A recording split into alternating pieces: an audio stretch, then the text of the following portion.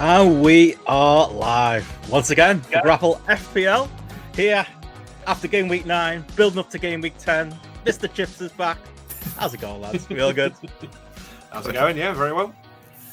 Happy for another FPL week. I already know I've got spoiled, Andy, on your mad plans for this week. Looking forward to getting into that. The show wasn't the same without you last week. It was a lot more civilized with just the three of us. I think we need you to add some mayhem and anarchy to this thing. To be honest, I was too civilised myself last week, not taking any -4s or -8s. It's like, I'm a new man. Lo and behold. We'll find out. We'll find out with this what he's done this week. How are you, James? Are you all good? Good to have you back, mate? Absolutely. Yeah. Just saw you a lot earlier tonight, giving you a bit of a heart attack.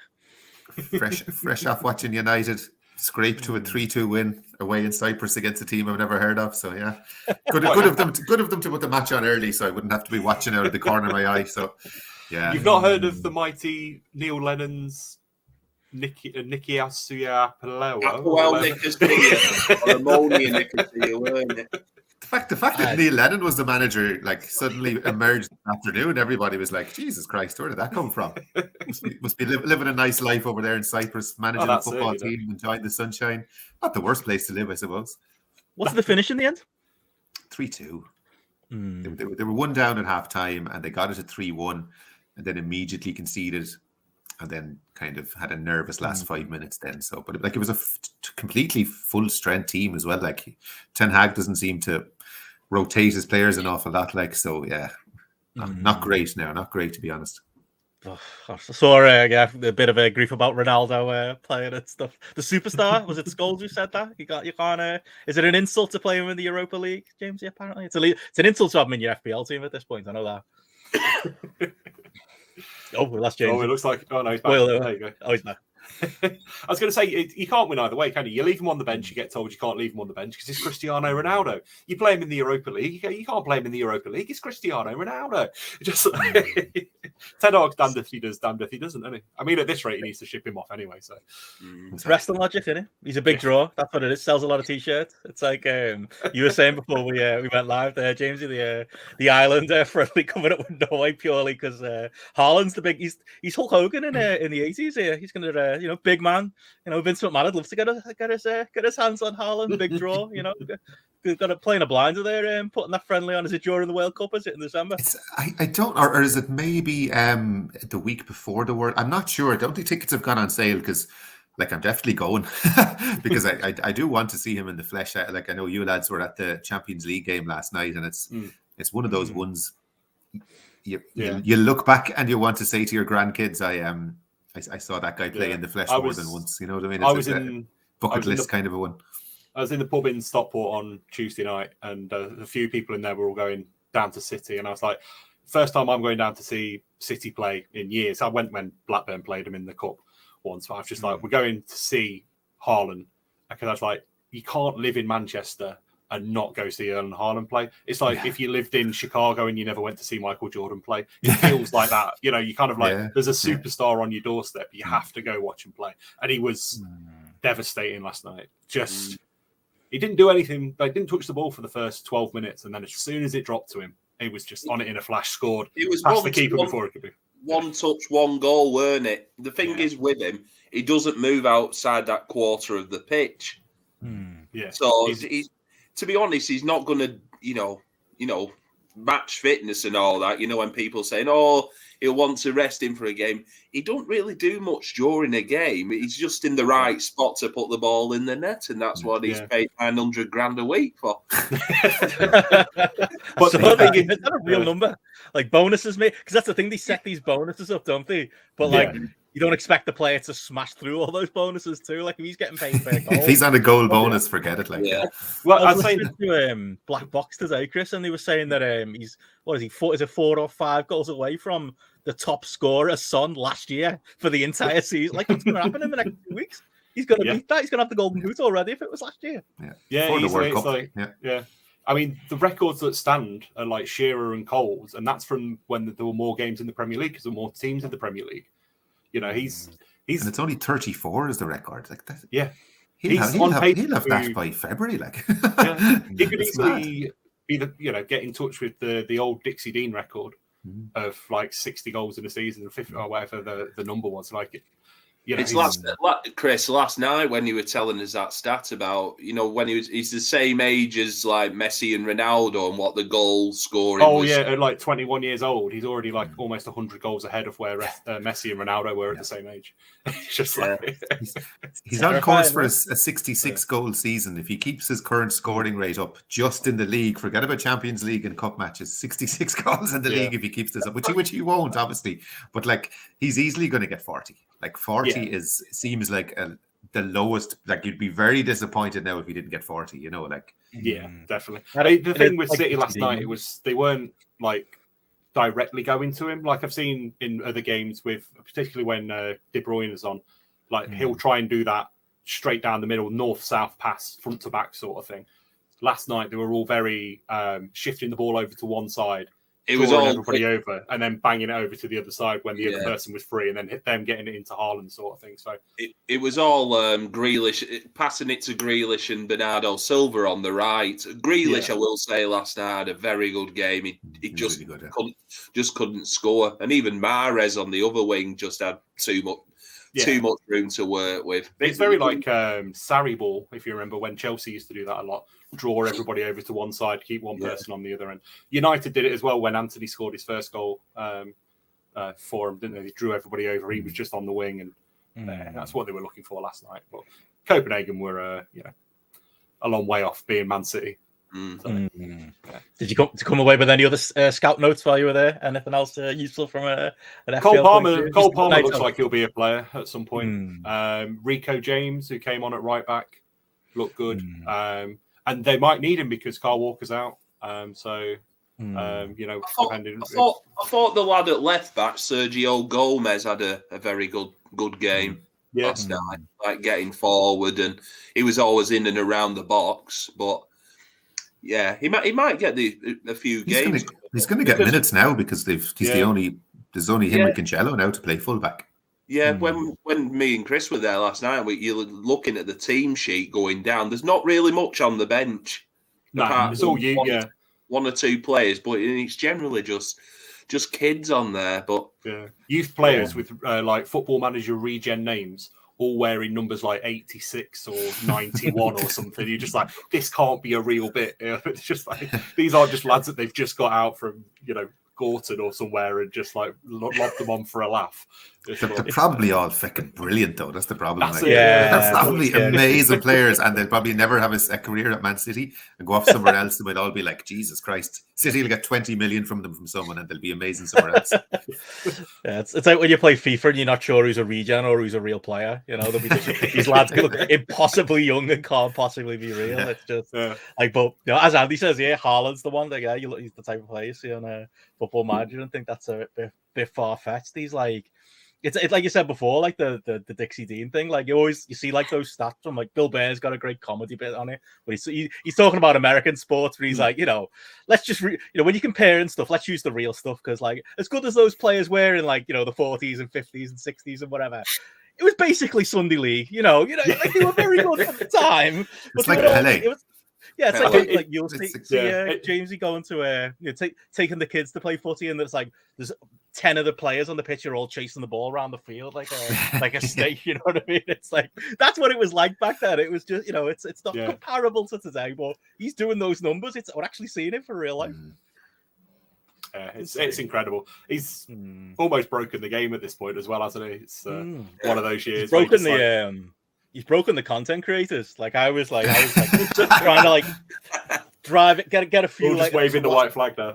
Oh, I was doing a little bit of last minute homework before this. So I was at Steph's and I subjected it to FPL YouTube, which was an experience for poor Air while she was doing her work. But she was like, these lads all seem a bit defensive, don't they? And I was like, yeah, they are very defensive. There's a reason for that. Every podcast I listened to this week was guys going on about how much. Did you listen to Black Box this week? Yeah, that was the one. That was the one. 10 minutes was Mark. Talking about how everybody's been slagging him off and defending his decisions, and it's like you went against Haaland. You gotta, you can't do that and then expect not to get it in the chin. FPL Andy had a State of the Union address, didn't he? After the games, he had to go out and say why he captain in Salah and all that sort of stuff. He spent an hour on YouTube basically defending himself. It's like. It must be hard because it is. It's like we get it doing the wrestling stuff. James. And you've had your controversies. You get people who come out or misinterpret what you say, or So I can empathize. But you're right. It is. It's kind of like it's like that thing. Was it FPL Raptor this week, Chris? Who had like the. It turned out there's like 30 other teams. It's exact same transfers. When you look at you look at the league, it's like they're all just in a block of 30. He's at the top, and then there's 29 below. They've got the exact same team with the exact same transfers all season. And he's just like, what's the point of like? But he's putting out content, and people are listening to his advice. What's the fucking complaining about? He should be glad that his advice is good and people are listening to it. Like, I mean, they're all in the top. Is it top 5K? I think they're all. He's 500. I think he is. He's Yeah, having a great 500, season. Like, yeah. So, yeah, I should have been on Well, that. it's like for every, but that's the thing. Hopefully, no one's doing that with us. But like, there's like, maybe someone's at home is literally just copying all our Andy's moves, and it's there's a pack of Andy followers. But like, I do. But that's the thing, though, isn't it? There's 30 people who are doing that with him. There's probably 300 who are doing that with FPL, with Let's Talk FPL Andy, or another 50 who are doing it with Mark and Az and people like that, and they're going to be struggling, aren't they? Because they'll be in the million to like 5. I think Mark's like 5 million odds at the minute. If anyone, even like he's doing the Gareth right now. He's trying to, like, I was listening to Black Box like you, James, and he's trying to, like, he's realized he's behind and he's chasing himself and he's making it worse because he's like not captaining Haaland and he's trying to be too creative. It gets in your head. Yeah, even Bad Man Bakar's having a bad year, and he's usually like consistently solid. Like, there's a lot of big names having bad years so far. Sorry, James. I do think there's also an element amongst the content creators that at this point, everybody's almost given the same advice. Like, if you look at all the teams they're putting out, and I think there's a part of them have stopped become FPL players and they become content creators, and they realize there's content to be had in going a bit different. Like, I'm sure some of those videos that Andy put out this week were his best watched videos ever, because people want to tune in and see him squirm and talk about how badly he did and that kind of thing. So I think there's almost a part of some of these creators now are almost becoming entertainers, and people thinking that, God, I could get an awful lot of retweets if I suddenly say I'm going to sell Haaland or something bizarre like that.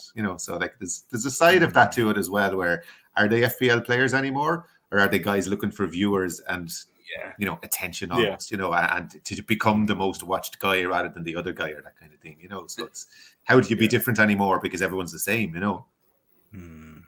That's it. I mean, everybody's looking at the same data and the same fixtures at a certain point, so you're going to funnel out a lot of the bigger calls at some point, and everybody's kind of fall into a template, aren't they? I suppose. Yeah, there's a cult of personality to it, isn't it? It's like, it's not the number one player in the world. I bet you his FPL podcast to be really boring. Like Andy does so well because he's so affable, isn't he? He's such a nice guy. You want him to be your mate. You want to go for a pint with him in the pub, don't you? And he's done well because of that. And when he's been doing well, it's been great, hasn't it? And he's enjoyed that success, and I'm sure people have copied him and done really well on the back of it. So I do have a bit of sympathy for the people who turned on him now, because it's like, you fuckers were probably did really well in your work mini league because you were literally doing what Andy won a few quid probably. 100%. Yeah. I bet they all followed his advice and put Leon Bailey in first week, didn't they? Pedro Neto, yeah.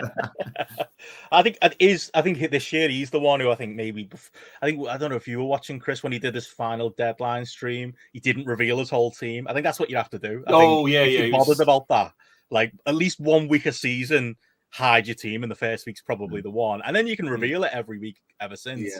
But then at least people aren't exactly the same every week. That's the only middle ground I can think of. I watched a bit of that, and he was like, he said he was doing it because he still wanted to make, if he was making a change, he didn't want to have it on there, sort of thing. But it kind of felt a little bit like just fishing people along to keep them on the stream until 11 or whatever. But I think you could pretty much, if you watch his videos, you can basically know what team his team is going to be anyway, I think. So you got to keep those £5 super chats rolling in somehow, aren't you? So that's it. So I mean, that's where the money. If you get those super chats going, I think that you see some people are, £5 a time. They'll ask for like 3 or 4 questions. You just Andy, I've been one of the people.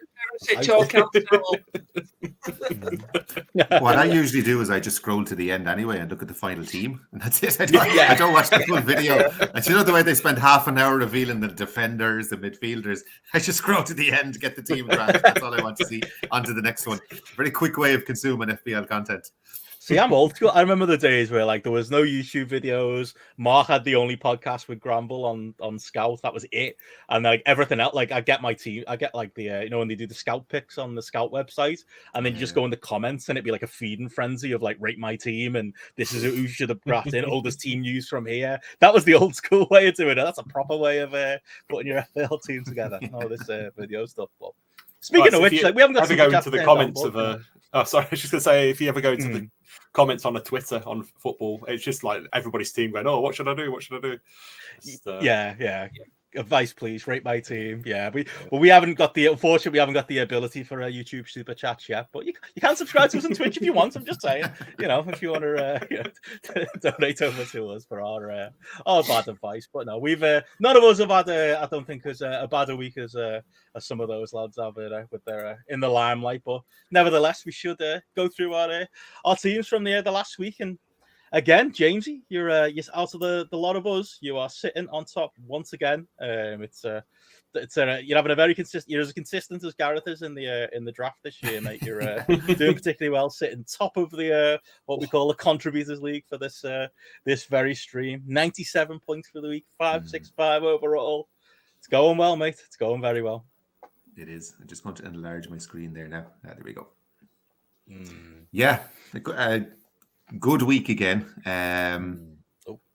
I had, for the benefit of people listening, last week I was on my wild card. I don't think I made any changes after we spoke on Friday. I think I pretty much was happy with it and left it as it was. So just to run through the team, I had Guaita in goal. I think it was Palace lost 2-1 to Chelsea, so just ended up with a 1-pointer there.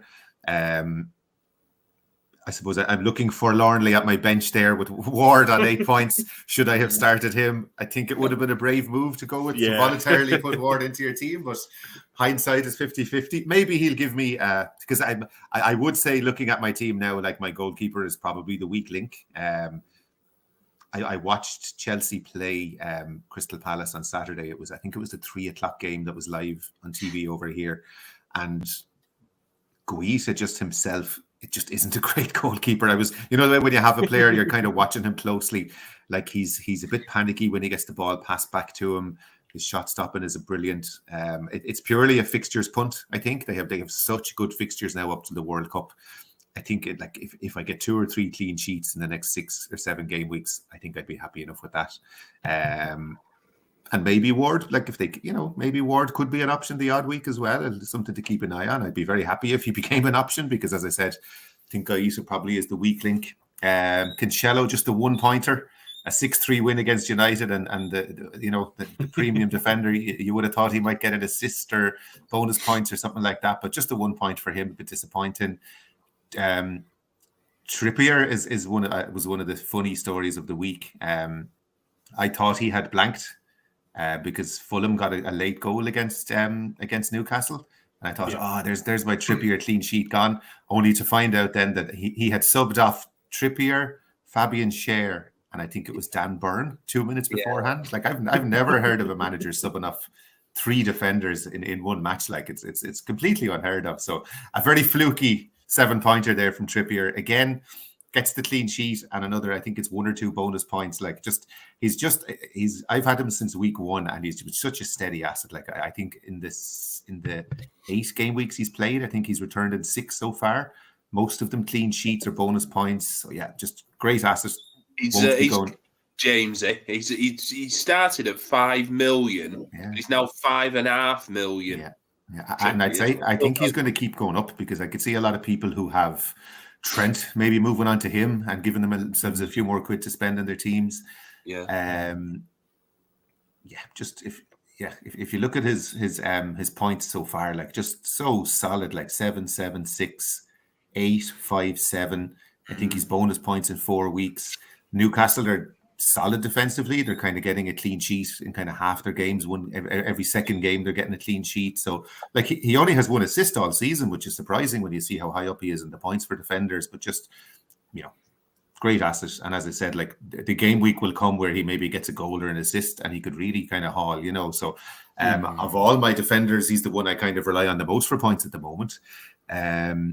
Rhys James, 2-pointer again. They conceded really early against Palace. They played a flat back 4 against Palace, so he wasn't getting forward as much as he usually does. But thankfully, I was watching their European game last night, and it was back to 3 at the back, and he was right up the pitch again, scored a goal. I think he scored the 3rd goal in a 3-0 win against AC Milan. So hopefully they're back to 3 at the back, and he'll be playing wing back and pushing right up again. In midfield, the great victory, the great smug victory of the week for me is Maddison, 18-pointer. I was derided in the group chat during the week for considering Maddison. He was called IWC Maddison, so feeling very smug and thoroughly vindicated for that pick. And like, Jesus, I was watching that match Monday night, Leicester against Forest, and even before he got the first goal, he could have had 3 or 4 assists. Like they talk about some players being a talisman for their team. Like he is literally at the center of everything. Everything goes through him for Leicester. He takes all the free kicks, all the corners. I just think he's going to be in my. As I said, Leicester have good fixtures now between now and the World Cup. He's not going anywhere now. He's in the team, and I would be expecting some decent hauls from him in the next few weeks. De Bruyne, again, 8 points. In a way, a disappointing haul in the context of 6 goals for City. You would have expected maybe a few more. But you'll take the 8 points. And they were 8 valuable points. Like, those points actually moved me up in terms of overall rank quite high. Martinelli got an assist in the derby. Also got booked, so that took him down 1. So that was a nice little return. Zaha, little bit disappointing, but like the Chelsea match now is the last difficult fixture they have, actually, until well after the World Cup. So I don't think he'll be going anywhere out of my team for a long time. Their fixtures are brilliant. Even after the World Cup, I think through Christmas, their fixtures are very good. So even when we get the Christmas wild card, I could see him staying in my team even after that. Mitrovic, the disappointing one of the week, I suppose, having brought him. Like, I got rid of Kane, who returned to bring in Mitrovic. In hindsight, probably should have just kept it the way it was. He's on 1 pointer, gets taken off after 30 minutes, 0 points, very disappointing. I'm sure when we talk about our plans for next week, I think he'll probably feature. I think on all the podcasts I listen to, whether he should be replaced or not was the big talking point. So I'm sure we'll get to that later. What's the latest on him? Has there been any news? Like nothing that I've seen. 8th of October, it says on that FPL injuries site. Yeah, the press conference. I listened to the press conferences tomorrow. There was a lot of talk during the week that maybe he just felt the injury, and I think they were already 2 or 3 down, and the manager just said, "Look, there's no point in aggravating him here. Let's just take him off." Hopefully, it's that.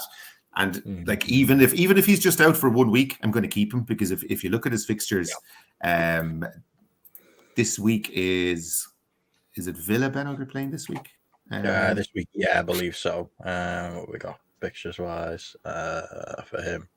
Yeah, West Ham away. West Ham away, which is tough enough. But then look at that: 11, 12, 13, 14, 3 home games: Bournemouth, Leeds, Everton all at home, and Villa away.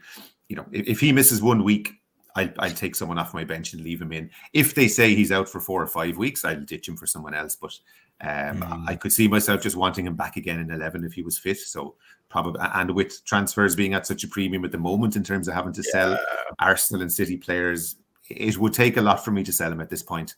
And also the alternatives at his price point aren't amazing at the moment, So I'd say I leave him and maybe just substitute in Pereira at the weekend for him instead. The big story, I suppose, the man of the moment, big Earl King Haaland, 3 goals, 2 assists. Look at that. 12 points for goals scored, 6 points for assists, 3 bonus. It's just the game is broken, basically. And it's 0 bonus. Give him 9. Exactly. I don't know. Will there be a week where he breaks 50, 60 points in a game week, or something? Honest to God, like imagine him in a double game week. If there's a double game week later, Jesus Christ, and you triple captain him, there could be people coming out with 120 points, 150 points just from him in a single game week. It's bonkers. Yeah. They have got a double game week later on, and everyone will, because there's a whole game week on. One possibility for the City double game week is Bournemouth and Brentford. I think the other one would be Bournemouth and Arsenal or something, but one of them is 2 quite low teams that they have to play that they could end up playing in the same week. Yeah, it's scary, isn't it? Even if he only gets 60 minutes in both, which hasn't been happening, by the way. He's been playing, hasn't he? clear 180 minutes there. It's scary. It's almost like I think everyone's going to use the triple captain on Haaland. It's just going to be when, isn't it? If they have more than one double, it's going to come down to which one you used it in. If you got lucky or unlucky with that, that's it. Yeah. Or a single week. We'll see. You never know. But yeah, it's I like. Do you know, in terms of, do you know the way Man City have this kind of, there will always be an asterisk about them, and there'll be the fact that they've spent so much money and the fact that their owners are who they are and the talk of sports washing and all that. Like, there's always been a bit of resentment towards them. And I think Haaland has brought more goodwill to Man City than anything they've done since those guys took over the club. Nobody hates Erling Haaland. Like when you talk to people about, like, I'm a United fan, I should hate the fucker. Like, you know what I mean? And I should hate Man City doing so well. But I can't help but watch him and just admire him. And I can't help but want him to break every, like, you're willing him on to break as many records as possible. Like, I want to see him get 60 goals, like, just because that's unheard of, you know what I mean? So in terms of PR for Man City, it might be the best move they ever made, just in terms of people actually liking them and willing them on to do well and that kind of thing. Yeah, that's it. I mean, you're teaming with Foden, like local lad, done well. They play up front together. And then there's other likeable guys, and that people love Jack Grealish, that sort of thing. It's and De Bruyne as well. Like Chelsea failed at Chelsea, went away, came back, made himself into one of the best players in the Premier League. They are becoming a bit too likeable as well as winning everything, which is a difficult thing to balance out, isn't it? Definitely. And then last but not least, Jesus. There were a lot of people selling Jesus and wild cards the last couple of weeks, but I kind of thought I'd hang on to him as long as I can because when you watch Arsenal play, he's just at the center of everything they do. Like he does a lot. He does what Harry Kane does for Spurs, where he's dropping deep to come and get the ball. He's playing passes forward. He's getting in the box. He's having chances every game. I see him play. There's always 2 or 3 goal scoring chances. He's just so involved. And like Arsenal are now, the second best team in the league on form at the moment, So quite happy to keep him. I probably will sub him out or sell him just for 1 week when I have to, coming up to game week 12. But given the fact that Mitrovic is injured now, I'm happy to keep him. Again, like even that Liverpool picture. I think on paper people were selling him, and I was considering getting rid. I was actually considering bringing Mitrovic in, so that worked out pretty well. Just holding off and not doing it. Spoilers: I didn't make any transfers last week in the end. But even that Liverpool game, the way Liverpool are conceding, like no reason. There's just no reason to get rid. None at all. And then look at the wrestling thing. Yeah. And their attack is so left leaning because often him and Martinelli will dovetail and swap over centrally and left. And there's always that big space behind Trent at the moment. So, even looking ahead to Man City, Liverpool in a couple of weeks' time, you would have to fancy Haaland for another haul in that game, and Kevin De Bruyne putting passes through. I don't trust Liverpool's defence at the moment, so perfectly happy to leave Martinelli and Jesus in my team for that match and see what happens. So, as I said, good game week. Maddison did wonders for my overall rank. It was a kind of a thing where even in the GRAPPL League, a lot of people around me didn't have him. And I was thinking, even if you get 6 points here, it'll push me up a little bit. So to get 19 out of him, is great haul, brilliant haul. It was a goal, 2 goals and 1 assist. Even if he doesn't score, a lot of his goals are long range efforts, which he's not going to do every week. Yeah. But he's going to be an assist machine. He's all the set pieces, threading balls through all the time. If Vardy can get firing, he's going to start giving him assists as well. You know what I mean? So the lad in my work league who's top right now had 110 points for the week, so he was well ahead of me. But going into the last game, he had Maddison and I had Nico Williams, and I was like, that's not really like for like. You never know with the way the game goes, it could end up working out, in my favor. Yeah. With me now, he's 19 points further ahead than he already was. It's just one of those things. Nico Williams pulled my score down, rather than actually even help me. See him on your bench as well, Jamesy. Good, well done, making him second sub and not starting him like an idiot like I did. And there's another headache now, which might affect me for game week 12, is they played a back 4 Forest for the first time this season, and I don't think that suits Neco Williams as well. And they hauled him off at half time in the Leicester game, and brought on Serge Aurier. Remember the ex-Spurs player? And I thought Aurier actually did quite well. He played well at right back. He kind of made them a little bit more solid. So there is a chance that maybe he won't be as nailed as a starter in future as well. And if he's sitting on your bench and you were thinking about him coming in Game Week 12, that might be another headache. So just keep an eye on his starts for the next 2 or 3 game weeks, because that could be another problem for 12 as well. Yeah, and you've not got the easy switch to Fofana as well, because he went out injured. He's injured in that Chelsea game. So Patterson at Everton is injured. Yeah, so Emerson isn't starting he's the other one. He's 4 million for West Ham. He's not starting, and he has Liverpool that week anyway. So it's like, Jesus, okay. So yeah, that could be problematic. Yeah. That's how quickly FPL changes, isn't it? Like a few weeks ago, we were all talking about how many forward options there were. Now it's like, if I got rid of Mitrovic, who would I actually bring in? And then, like 3 weeks ago, we were all talking about how many great 4 million options there were. Now there's no looks like none. It's just and defenders. Jesus, it's not long ago we all had 5 at the back, and now it's like, who are the really good defensive options at the moment? You know, like even Cancelo, people are a bit iffy on him. Would they sell him? Trippier is the only one who's been really consistent from start to finish. Rhys James hasn't been scoring lately, so like it changes so quickly. Speaking of which, I think the poster boy for that, I thought you mentioned headache might be James Ian Goal. Hey, you remember him? Yeah. Called Danny Ward. Yeah. There was a great stat last week that I missed when we recorded that apparently of the because there's obviously 20 teams in the Premier League, 20 goalies. He was the 21st best goalie in FPL. He wasn't even in the top 20. I think he might have cracked it now, but still, he's back though. Danny Ward in goal, clean sheet after a threat of possibly being dropped. He's the man now, James. He's done the wise thing, keeping him. I'm sitting here thinking, Jesus, I wish I'd put him. I would have broken 100 for the week if I played him. But do you know what?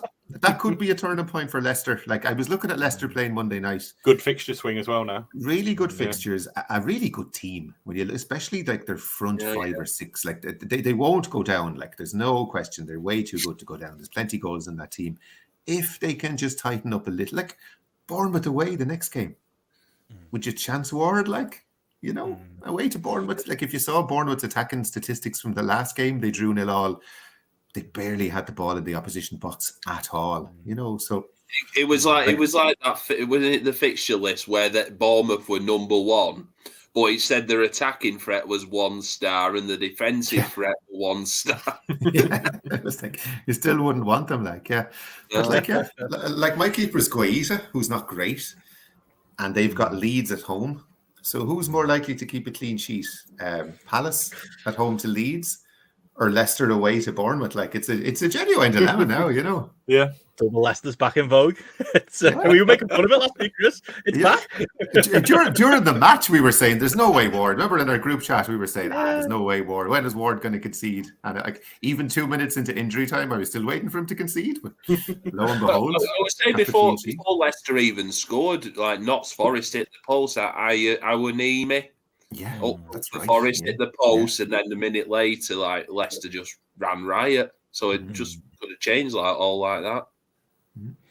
That's FPL for you. There we go. Maybe I'll consider bringing him in. I was really hoping my boy Iverson was going to come in. He's sitting on my bench. But yeah, like outside that, James, you good cracking week for you, mate. Continues a cracking season for you. Out of us, lad, it's me next up, sitting 4th in the Contributors League. I was quite happy with me 80 points that I had until Nico Williams played.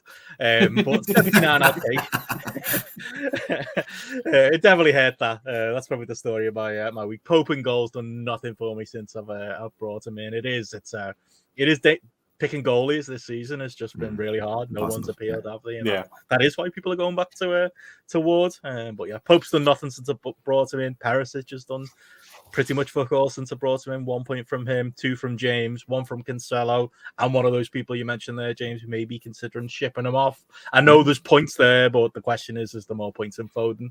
If I can only have 3 City players, maybe he's the one after that blank that I want. Trippier with 7. He's been a nice little signing for me. Aforementioned Nico Williams on the old -1. Starting him was definitely a bad call. Could have been a much worse call. I think I maybe should have given more consideration. It worked out for me, but into starting Gross. especially with the way they look like they're playing now under this new manager. I think, to be honest, if anything, I was lucky to get away with that. You wouldn't have expected them to score as many as they did, but when you've got a team scoring 3 goals and Gross is kind of their main talisman. Like the fact that he did nothing and came off after 64 minutes is actually a bit of a surprise. So I think that was good management not starting him, but I got away with it. Martinelli in midfield with Ford, De Bruyne, with 8, who's been a nice steady signing for me. Jesus on 8, same as you, James.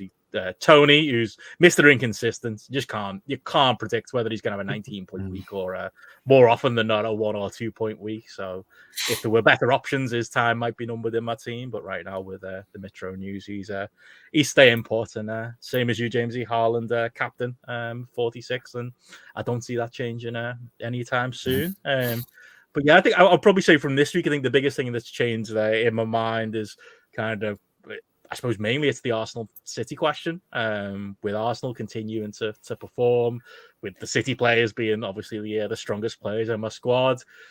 I don't think I'm going to move any of them on until game week 12. And then out on game week 12, I'm going to either hopefully have the 2 transfers to be able to do something and rearrange my team so that I can bench 3 of them and one of them leaves. And I'll probably plan my next couple of transfers into just shoring up that bench so that the people who are coming in are people that I want. I just think at this point, as much as it might make some sense to look at game week 12 and be thinking ahead about getting City and Arsenal out, for the sake of that 1 week, it's not worth chipping any of them out, is it? Like they are the on form. Arsenal's fixtures aren't great, but on form, I think they're the XG wise, like the 3rd best team in the league right now. City are obviously the best team in the league right now. It's just there's no reason for them to go, is there?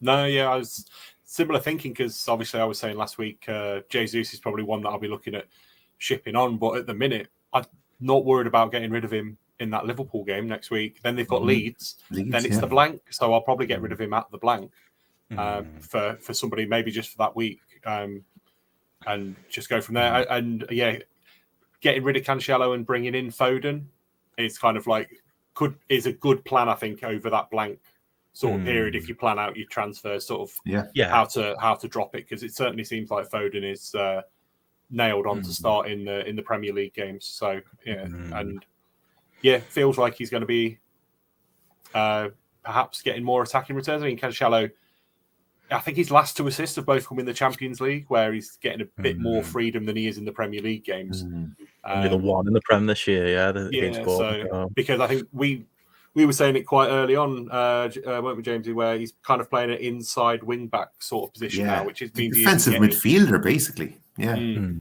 So he's not getting the opportunities out on the wing that he was doing last season. I mean, I was saying Andy and I were at the game yesterday, and you can certainly see that the outside overloads were more the midfield players with Gundogan, Gundogan will be Rodri, I guess, when he's back fit, sitting in the middle, one defender sitting in the middle behind him, and then the midfielders going out wide, because you only really need Haaland in the box and one guy to pick up the loose balls. So that means Cancelo doesn't need to get wide. So that's why I think that's where you're seeing a lot of the drop off in him getting the assists. He's now more the assist to the assist man than he is the assist man sort of thing. So yeah, it could be, if you're not getting the clean sheets from City, looking at switching him out and getting Foden in, you probably get more attacking returns that way. The story with Foden's been, and it's every season for me, it's getting him at the right time, isn't it? There's always that little few week period where if you get on him, you're gonna do well, and then typically you get him, and that's when he starts going. It's always the worry, Benno. It's like who out of the midfield lot is Man City going to play, and this season it's been Mahrez who's been the one who's been. I remember him on the bench all the time. But that's it. I mean, there's still that little bit of risk of rotation, but I feel like the team's a little more settled this year than it was. It has been in previous years. He doesn't seem to pick him in the champion. He does this thing I noticed with Pep. Every season he has a few players that he'll play in the Champions League and not play at all in the league, and vice versa. And he hasn't seemed to be playing Foden at all in the Champions League. But I don't know, can you bring up his actual stats there, Benno? I'm pretty sure he started every game in the league so far. Or if he hasn't started, it's maybe just 1 or 2. See if I can get up. I can't. No, no. And I also think with him, I think he's having the season where he finally delivers big numbers. Like he's kind of threatened that a lot in the last few years. Yeah, look at that. He started every game basically there. Now I know he gets subbed off and that kind of thing, but like 5 goals, 3 assists in 9 games. He's a return every game basically. You know, I think this is his year where he starts to finally put it all together and starts getting the goals. Like he's always been a brilliant player to watch, but now he's actually getting the numbers as well. You know what I mean? It was always going to happen with him eventually, that Pep would make him into this goal scoring and assisting machine. And I think it's finally all coming together this year. Definitely, yeah. He's very much on my mind when we get into the transfers. But yeah, overall happy. 79 points. I'll take it. It's one of those weeks though, isn't it, where you kind of see your score, you punch the air, you go, oh, I'm on like 80 points. Oh, I'm doing really well. You know, after the Haaland captaincy, and then you look at everyone else, and everyone else has done that too. Like with some exception, pretty much everyone's in that same ballpark, aren't they? So. Yeah, it's not the best week to have at 80 points, but I'll take it. Chris, moving up in the world, 12th in the contribution league. Shocking. 69 points overall, but yeah, I'm sure you're still a little bit disappointed this week, mate. Yeah, not a. It feels like the first time I've been above average all season. And my game rank was still 5.9 millionth. So just one of those weeks. I mean, a lot of similar players that we've already touched on for me. So Pope in nets, Cancelo, Trent got a duck egg. I don't think either of you guys have Trent, but conceded 3 and got a yellow card. So he came in. Yeah, we should talk about Trent. Like, are you thinking of getting rid, Chris? Or no, I'm going to stick with Trent. I think. Really? Yeah, okay. I can't see me. Is it lack of other options? A little bit. Also, my transfers are kind of booked up, trying to manoeuvre around the Man City, Arsenal blank. So I think I'm going to leave him for a little while. What happened there? I don't think I saw like some of like the more like positive Brighton like fans kind of expected them to go there and you know to take Liverpool there and I'll give them a game, but yeah, don't know if I mean it seems like De Zerbi's not really changed a lot from Potter. He said he's perfectly happy with the team he's inherited and he doesn't see a need for any immediate change. They played very similar to how they'd been set up previously. I think Trossard played a lot more centrally than he had in earlier games, and that obviously paid dividends for them. But I mean, that Brighton team's been very good all season. They're they're top 5 in most of your XG sort of like and most of your stats and that sort of thing. They're delivering to what they're showing that their game deserves. And I mean, they were good last year as well. Yeah, it's a solid team. And the year before. Yeah, it's like they've grown and grown. They've not really lost a huge amount of players. I mean, obviously they've just lost Cucurella, but the guys they've got there perfectly, seem acceptable like substitutions for him. So I mean, perhaps it was a little surprising that they did so well against Liverpool, but I mean, Liverpool haven't really hit the ground running this year. So Liverpool were the bogey team this week. Like this was, like I say, talking about the content creators. I understand the logic. People who had Salah captaining him. It made sense. It's not a bad pick. It's not the worst idea. But they all sort of underestimate Bryson, don't they? Like instantly, maybe a season or two ago, you would have thought, easy like 3 or 4-0 of that. But now with Brighton. Yeah, you feel if Brighton had a proper big name striker, people would give them a bit more respect. I think because they lack that out and out goal scorer up top, and they've got Danny Welbeck. Yeah, it's like if they had somebody that was a proper top 6 striker, people might give them a bit more of a this is a difficult team. Solid defense, good midfield, but because they lack that 20 goal a season sort of person up front. I think people still see him with a bit of a pushover. I've got to mention it. I mentioned this name. Poor Gareth. This is out of sympathy. I'm not even bullying him here. This week, I understood the logic. It was that same logic of you Brighton manager. It's going to be a high scoring game. Trent might explode. There's always the possibility for it.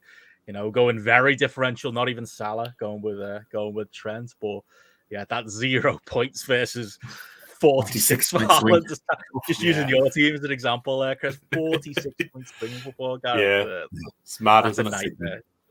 It's just a killer. Yeah, playing the full 90 as well. Conceding 3 and a yellow card, knocking Trent down to 0. Well, I mean, even Liverpool scoring 3 and Trent not being involved in any. That's, quite a rarity. It feels. And then it's going off past turning up with his standard 1 assist now. That's his. That's what he does these days. And if you took the European game in midweek, he scored a free kick, kept a clean sheet. So if that was an FPL game, it's probably like a 13, 14 point week for him. You know what I mean? So that's if you do own Trent, you can look at that game and remind yourself of how good he actually is. You know what I mean? And if that had been a Premier League game, you'd be laughing now. You know what I mean? And his ownership is dropping all the time. So if you hang on to him, the best defender in the game for the last 3 or 4 years is suddenly a bit of a differential, So I wouldn't, if I did have him, like you, Chris, I wouldn't necessarily be against just keeping him. As you said, there's other transfers need to be made anyway, and he's probably he's a good player to have for game week 12 as well. You know what I mean? So, yeah, that's it. I mean, if I was straight after Forest in 13, so and then Leeds, you're not going to be worried about Southampton those. 16, yeah. I mean, I might hide him away against City, but I mean, even then, you're paying that much money to hide somebody away on your bench. Maybe it's not the best idea, but we'll see. I mean, I'm still of the opinion that Liverpool will come good at some point and they'll get back into it. But they played 4-4-2 in midweek in Europe. Salah was out on the wing. It feels like with Núñez up top, Salah's getting forced further and further out and becoming more of an assist guy than a goals guy, which completely works against everything. And you wonder why they fought so hard to keep him over the summer if they were just going to make him into a winger instead of a striker. Well, I don't know. It's an odd one because you feel like the way they're set up now, they might as well have kept Mane and got rid of Salah, and they might be in a stronger position. I don't think Núñez was the best use of their money. That was 85 million. They could have spent that in their midfield. Yeah, they had enough players up front.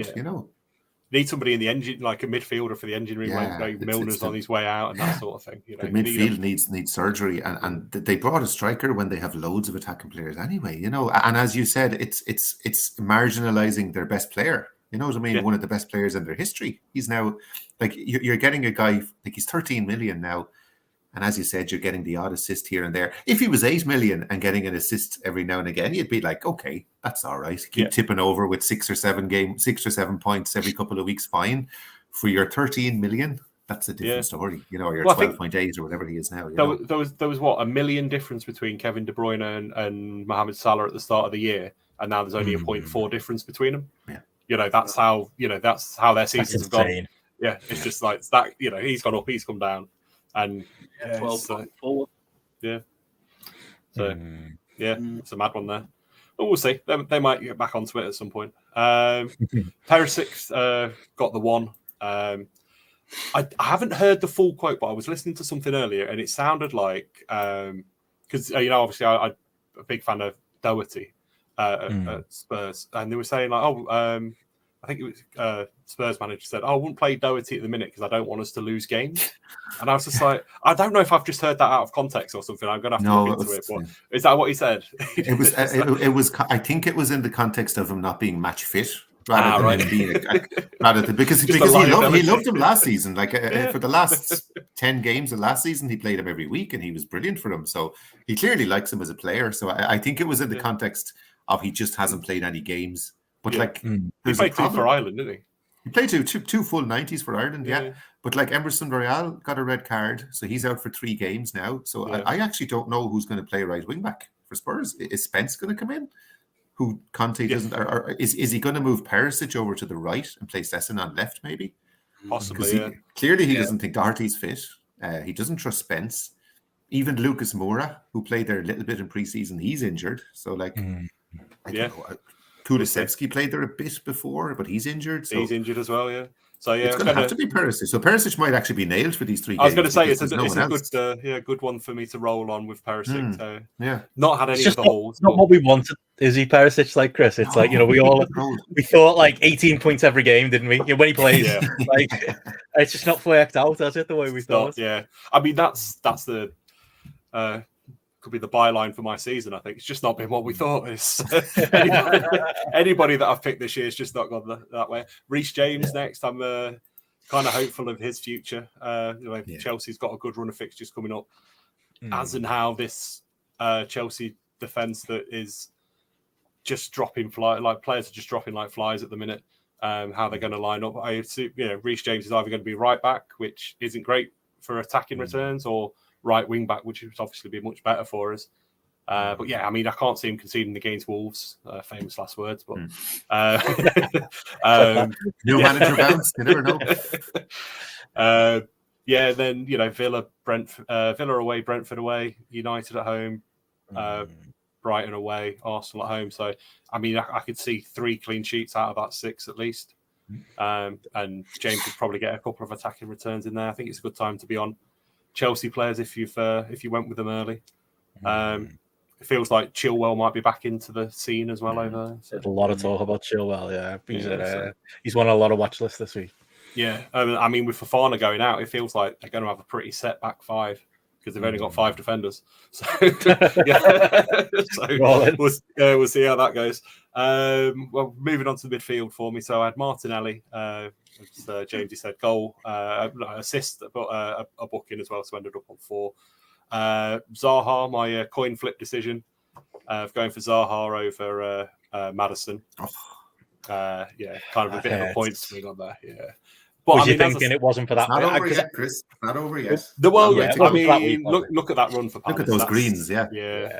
I didn't expect Leicester to do as well against Forest as they did, and I was hoping for a bit more, bit more enjoyment of everybody else's failures, a bit of Schadenfreude on Maddison. But unfortunately, like 2018 pro wrestling, I've just had too much Schadenfreude.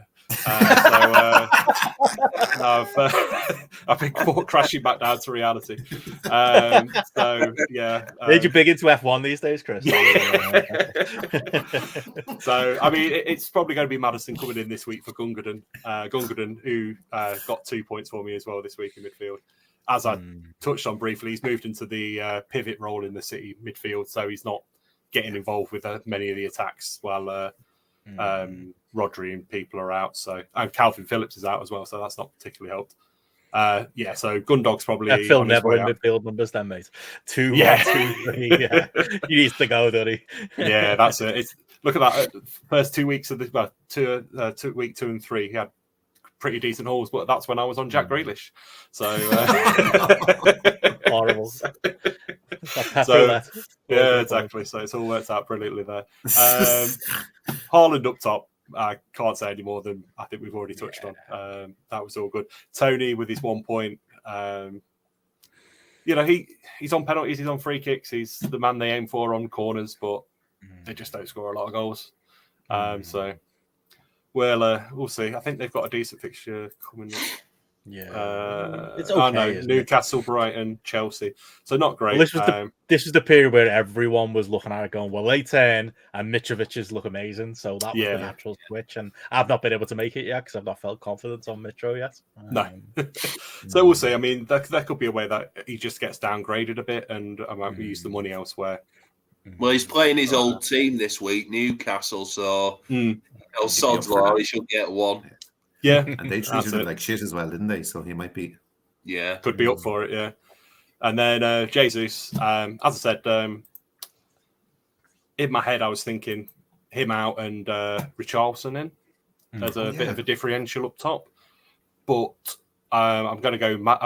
I'm more likely going to go Maddison for Gundogan this week, and then I don't mind Jesus playing Liverpool or Leeds. I'll probably roll the transfer against the following week. So I've got 2 transfers on the blank game week and I can cover any issues with Jesus going out and Neco Williams if the minutes are a risk at that point. And then the bench, Ward with his obvious clean sheet that was always coming, that we all know. Andreas with his 2 points, Neco with his -1, and St. Maximin, who was a bit of a risk to see if he was going to get back fit in time, but he never did. So another one I was looking at is maybe Maximum down to Trossard or another Brighton midfielder or something, just so I've got another game playing player. Gross to do what, wouldn't it? Yeah, something like that. So we'll see. That's kind of the areas that I'm looking at and changing up. But yeah, not bad. 69 points. Nice week. Hey, one above the average, mate. You know, take it. Even one, it still counts. Like a solid Mike Sanders. I am above average. Above average, Crystal. There we are. Well, Andy, on to you, mate. Sitting pretty solid in the Contributors League at 9th there with Graps and Claps. Also on the 69 points 69. as well. They got you there. Sorry, I missed you there above Chris there. But there we are, 69 points. Also one above the average. Not a bad week. Only the one transfer as well. What happened there? Yeah, no. So I took Paqueta out for Harrison, who I had in like the first couple of weeks. But yeah, no, I've been a bit more conservative, I would say, because I think my team has looked pretty all right. But yeah, I stuck Raya in over Ederson just because of, I thought, an easier fixture with Bournemouth. So that paid off with the 6 points. Good call. He's I think he's a good option to have in your team, Raya. As a 4.5 million keeper. Trippier and Shah, like James said, I was glad when they went off at 83 minutes. That never happens. Like 3 defenders pulled off. It's madness. It makes up for the other week, doesn't it? Was it someone who went off in the 58th minute before we could get a clean sheet? Were it like Trent or something like that? I've seen Trent. That's right. In a game, they kept a clean sheet. Yeah. So yeah, Trippier's been great. Shah, he's done all right since I've stuck him in. Alexander-Arnold, nah, rubbish. Yeah, we'll get into him in a bit. Rhys James, he's the one. He's one you've got to keep in, really, because he does get forward. I know it's only 2 points, but he's got the good fixtures coming up. Harrison, I thought he might get something against Villa, but he's a nice option for an assist and that. One who's come back from injury now's Rodrigo, isn't it? So he might be an option for anyone who wants like the low £6 million midfielders. I know someone who weren't it online who triple captained that Siniestra and got -3. I'm always suspicious of them. People who do that, I reckon that's someone who's got 12 other teams and he's just triple captained a load of different people just to see what happens, just to get that screenshot for Twitter. Yeah. KDB, it's more about the assist with Kevin De Bruyne this season than the actual goals. But he was one I took Salah out and put him in about 3 or 4 weeks ago, and he's been an excellent get for the team. Excuse me, Martinelli. Even though he got it with 4 points, weren't it? I thought he played really well against Tottenham. Gets forward. He's always in and about the attacking zone. I just don't want to get shut of him. He's been one of my best players going. Shithouse for Brentford, Ivan Toney. Well, captain Toney. Right. Didn't notice that till then. So I put him as captain because obviously they were playing Bournemouth away, and I thought Haaland against United up until that point, playing City, I'd improved as a team. So you expect that to be the harder fixture, and I was thinking, Toney against Bournemouth might get a couple. He did the same last season, where I think I either triple captain him or captain him against a lower team, and he ended up getting 1 point or 2 points, and lo and behold, he's done it again. But the options at £7 million strikers, Isaac's injured, Mitrovic injured. You're not trusting Grandad Vardy, are you?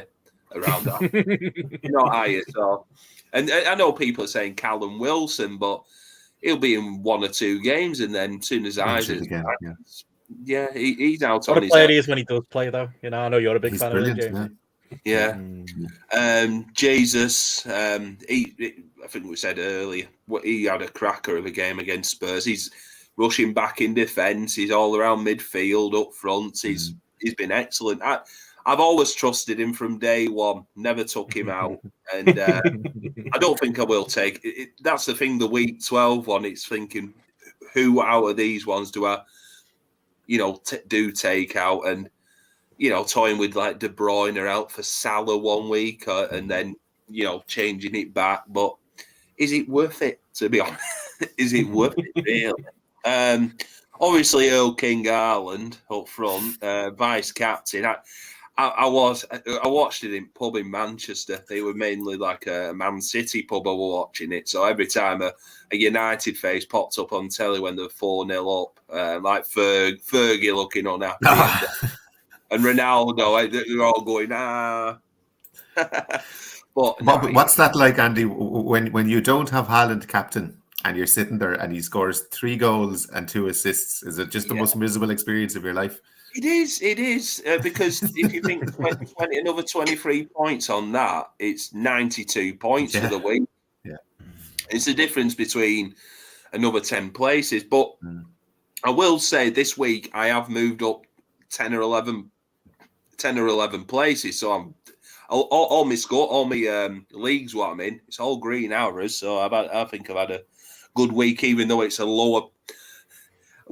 Maybe a lower score compared to like your 90s and even like 120 some people have got. The bench, Edison, he's not scored as many points really, for a premium goalkeeper, but I'd rather have him in over Alisson or Mendy at the moment.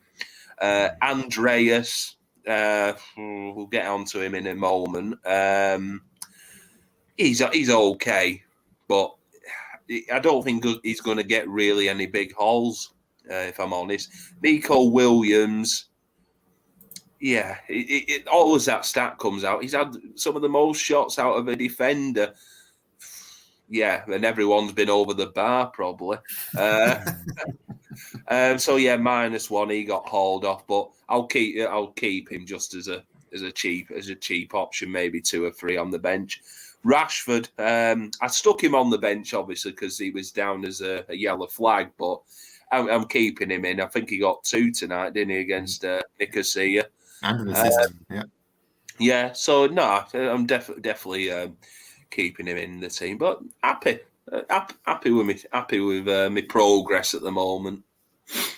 Is this the new Andy then? The new reserved transfers? No big moves? No. No. Turned over a new leaf? No. You can pick your spots plans though, for maybe, this week, Andy? Oh, we'll try and talk you out of it, mate, but I don't think we're gonna be able to. But no, you're doing well, mate. You're creeping up the league there, so nothing to be sad about.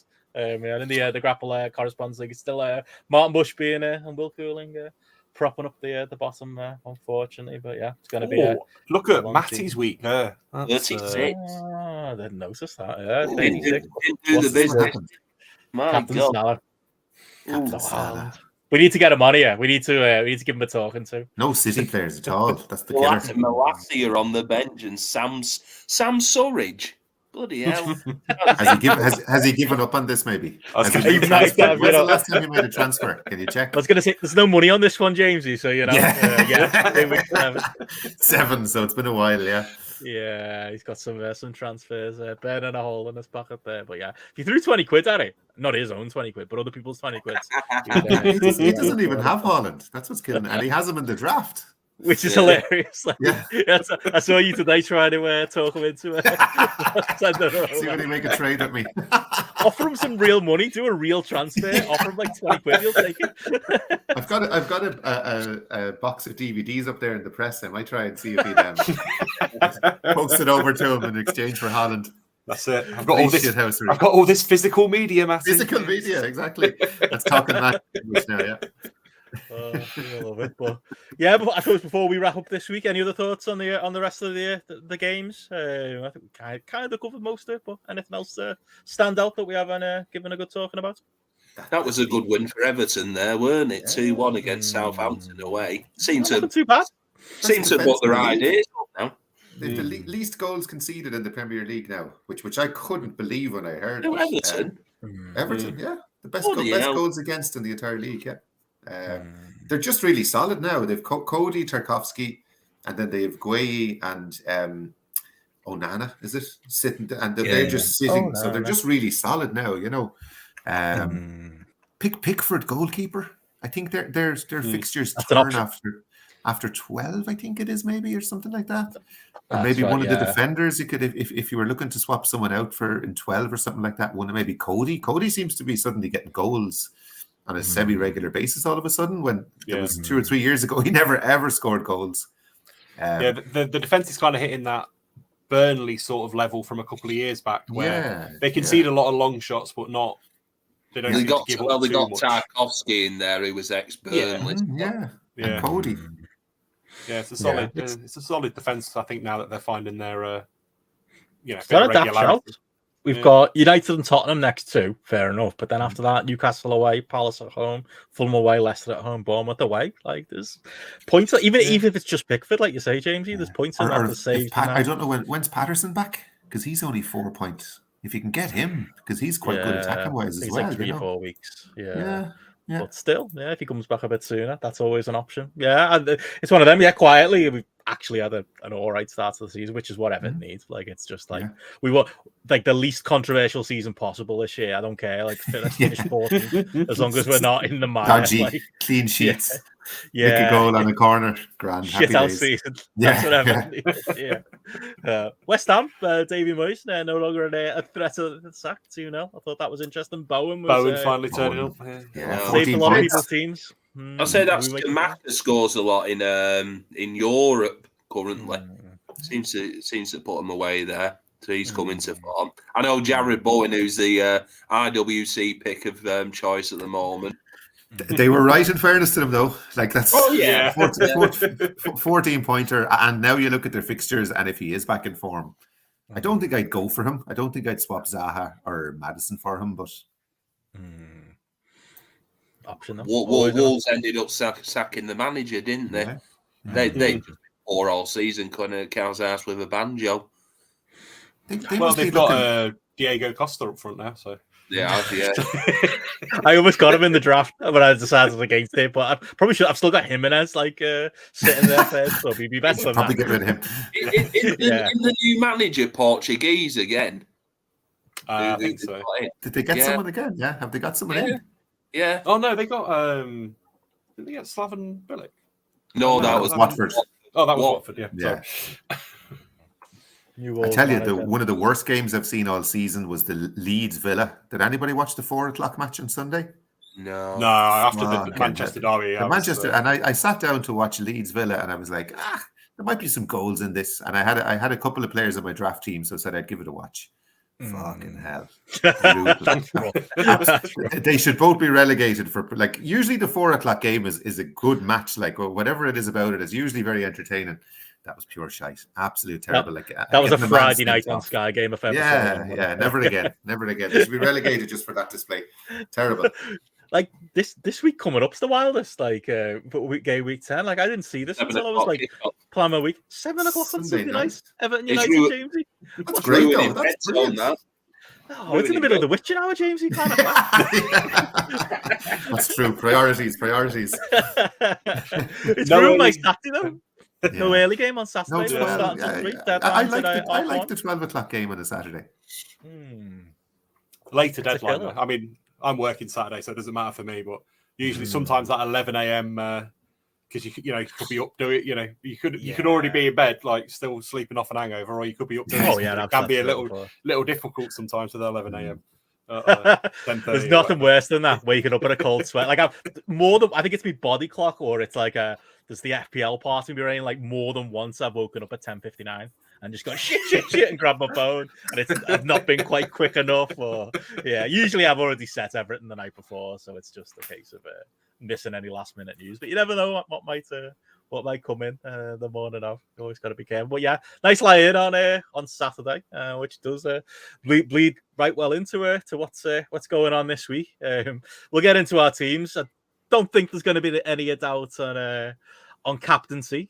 I think how much we captain people might be a conversation piece. But yeah, we can have a little look at our teams coming up. Any of those fixtures stand out for anyone as far as like targets for this week? I think a lot of people are going to be doing the move I'm going to be planning on, which is looking at Palace now that Chelsea game's out the way.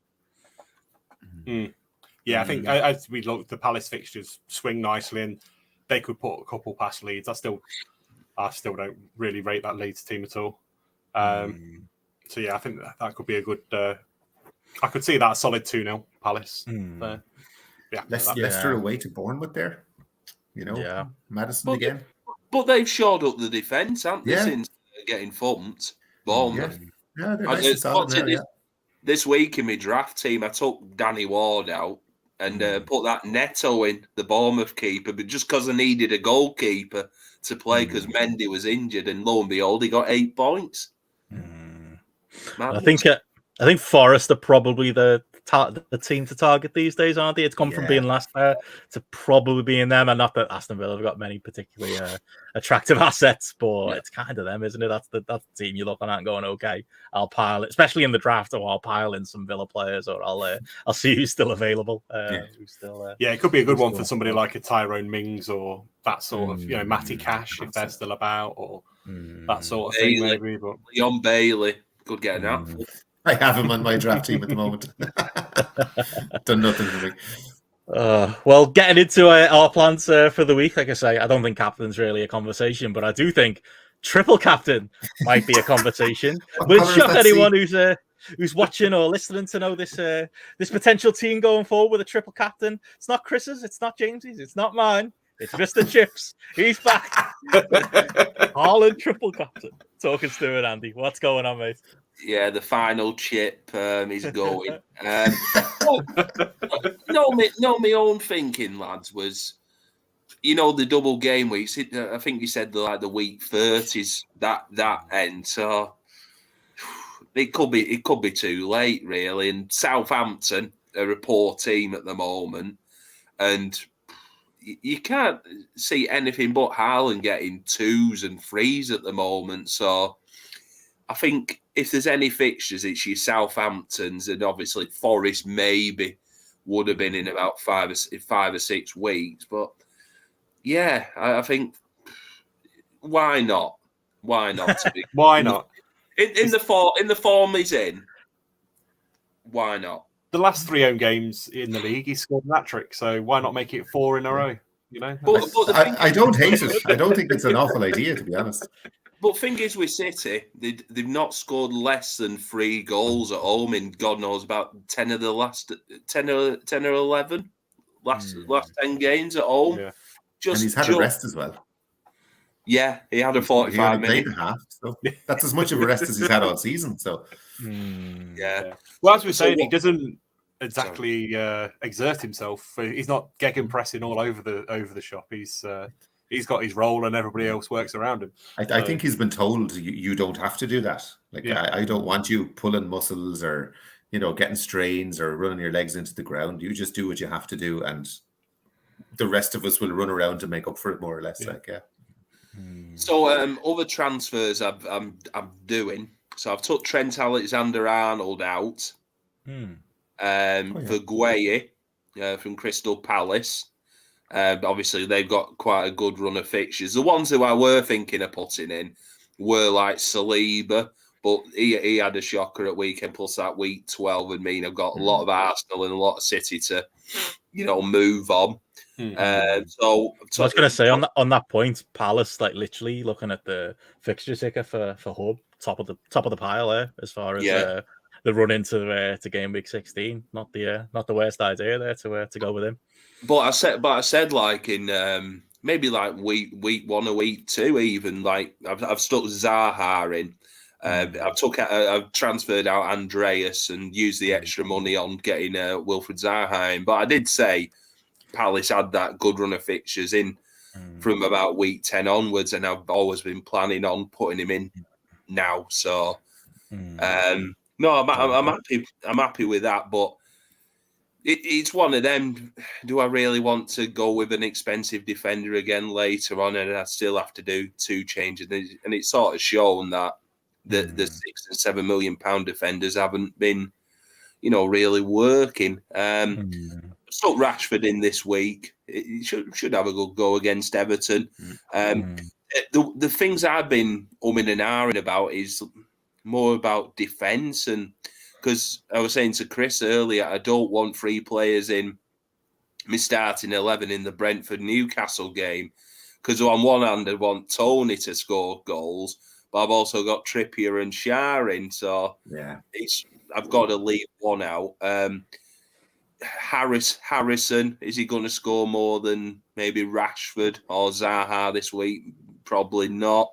And I've put Edison in net because, I've got another Brentford Newcastle player there, Reyes. So I don't want to touch them. But I've took the -4 this week just to do the 2 transfers. But going forward, it's more that week. That week 12 one where you got to maybe ship one of the Arsenal or City players out, but no, I think like I said, I'm being conservative doing it just a -4 with your triple captain. But no, I'm in dilemmas now because my team looks quite solid. It's like, who do I put in this week more than right? I've got to take -12, -16. Which because maybe in like I was speaking to someone at work about this, about like Haaland and stuff, and he said the issue is sometimes with this game is overthinking it, and that's what I think what dealt me a blow like in the early weeks is like overthinking it. Like I've got to have something different over what everyone else is picking, and gambles sometimes some pay off, some don't, but it's name of the game. Can we talk you out of the Haaland thing? Go on. Like the only thing I'd say, it's like I'd be like, not to put doubt in you, but I'd be worried. Like, what if this is the week he doesn't play that many minutes because he's only got one game? There's going to be doubles with him. They're going to play everyone again. I think next Tuesday night they've got Copenhagen away in the Champions League, and to be honest, they've won 3 matches in Champions League now. I think true. That could be the one where they do rest him, and then they've got Liverpool on the Sunday, the much bigger game, which they'll want him all guns firing against them. And they also have a rest in game week 12. They don't play at all, so that's another rest when everyone else is playing. So I think he's just going to play all these games, basically. Yeah. What about the counter argument, Andy? I just put it to you. A lot of people will be looking at it going, well, what about when the doubles come? When he's playing twice, you're not going to be sad you don't have your triple for Haaland for those? Well, like I say, I think the doubles are much later on, aren't they? So, even by then, City could be. Who knows? Depends if Arsenal's going to Arsenal, isn't it? So they might get to the point of them double game weeks where City are 15 points clear and switching around up front. But I probably just don't want to wait too late because. But then again, you've seen like loads of people use like triple captains early and got 69 points like that. For me, what's a success, Andy? If you're sitting here next week, what's a good week? What would you want him to get you to be happy? I'd be happy with 2 goals, and I think he'll get them against Southampton. So that's if you're talking around 50, about 45, 50 points for him, easy. If he gets a double with a triple captain, so that's what I'm hoping for. But I'll tell you what, Sod's Law, it'll be fucking 6 points, won't it? I think Sod's Law could work out for you. Like it goes Yeah. against the logical FPL brain in me, or like most FPL experts would look at that and go, just no. Like they wait for the double game week, but like Jamesy and Chris can say how many seasons have we all blown our triple captain on like 4 points for De Bruyne, or it happens to be that time that Salah doesn't turn up, or like you end up or with, they like, get rested for one 10. of them. Yeah, or 20. Or, it's usually 2 games, like 2 or 3 days apart. So like, so if they did rest him, would that go on to Kevin De Bruyne? Yeah. He'd have to play 0 minutes. Yeah. Like Chris says there, Salah against Bournemouth. Yeah, that's out for him. We've all had triple captain fails. Yeah, I mean, a lot of the players at the top of the FPL rankings at the minute have already triple captained Haaland on those weeks where he got a hat trick in game week 5 and game week 7 and stuff. So it's not out of the realm of possibility that Haaland goes off against Southampton and gets a good one. And as you say, you've got no guarantee that when City do play a double later on in the season, that Haaland plays both games. As I said, I mean, one of them possibilities is I'm fairly certain it's like Bournemouth and Brighton. One of them could be Arsenal. Brentford is, I think, the other one. So, I mean, if they play both of those, they could play Haaland in one and then Alvarez in the other, or plus with City generally near the business end of the season, they're in about 2 or 3 cups, aren't they? So they could be in like the Champions League semi-final or something. League, FA Cup.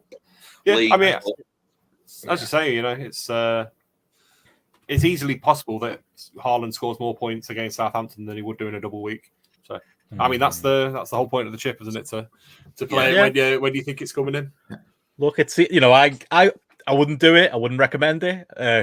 Hopefully, like I say, nobody's doing an FPL Raptor and copying. But like I will say, Andy, in your defense, like it seems right now like this Haaland form will never end. But you never know. Like you never know. He might get injured. Like I'm not wishing it on him. But if he got injured next, after that Southampton game, like the week after, or before we come back after the Christmas break, you could look like an absolute genius. It seems inevitable he's going to get 40 goals this season, but it's 40, isn't it? Anything can happen. You're a gambler. Yeah. You're a gambler, Andy, to the end. Oh no, I am. But I'm. When you were saying about 40 goal seasons, I could only think of like Lewandowski in Bundesliga and like your Messi and Ronaldo in Spain, who've only ever hit them numbers. Steve Bull in the Championship. Probably too much. Yeah, but with the Premier League, I think that is the highest about low 30s. Someone's got 34. 34. Yeah, but that was in a 42 game season. Right. Back in the olden days, then. Yeah, when there was still like 22 teams in the league. I can't remember. Yeah, I just remember there was a season where 4 teams went down and 2 teams came up, and then it threw everything out of sync. But thing is, like even next week against Liverpool, it's down as a number 4 fixture on the difficulty. But you can see him doing a number on them like they did with Man United last night against Copenhagen. I know it's not the same standard compared to Liverpool, but that first 3 minutes, Chris, where they had like 90 unanswered passes. Yeah, it was ridiculous. But I mean, even with Liverpool, we've already seen what the game plan will be. We saw the Community Shield, and the only reason that I think City didn't blow Liverpool out is they were a bit rusty, and Haaland, he had a couple of good chances right towards the end where he should have scored. You feel like the form is in now, the fact that the players around him know him better and know what sort of balls to play to him. He could easily score a couple against Liverpool as well, sort of thing. Oh, yeah. I mean, you play that high point ball that Cancelo and De Bruyne have started doing to the back post where only Haaland can jump 8 feet in the air and knock it in, sort of thing. That sort of thing's going to work against any team. So. And the high line they play. Liverpool, their defenders are sitting right up on the halfway line. Yeah. And you've got Erling Haaland lurking on Van Dijk's shoulder, and you've got You've got Foden and you've got De Bruyne and Gundogan. Maybe that's threading the week. balls Triple through. captain. Next week, yeah. Wait for the Liverpool game. But honestly, But that's it. You could easily go back to the way that Haaland used to play for Dortmund, where he'd literally play that ball over the top and he'd just gallop off. He's got the pace. And I mean, it's not really City's way, but that's how he was scoring a lot of his goals prior to coming there. I would say, but this week's a lesson. Just keep Haaland as captain in it.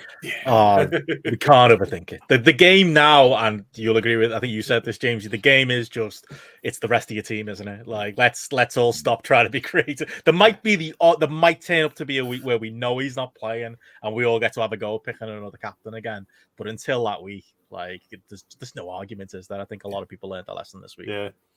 I did it once and got away with it, and just from the pure stress of watching him play when and watching your goal, like he scored only once that week, but like watching the way you're ranked. Was it that Bournemouth game where he didn't score or something? It was Wolves, but he scored in the first 10 minutes. And they were all over them. And I thought, oh, Jesus Christ, this is going to be like another 4 or 5 goal haul.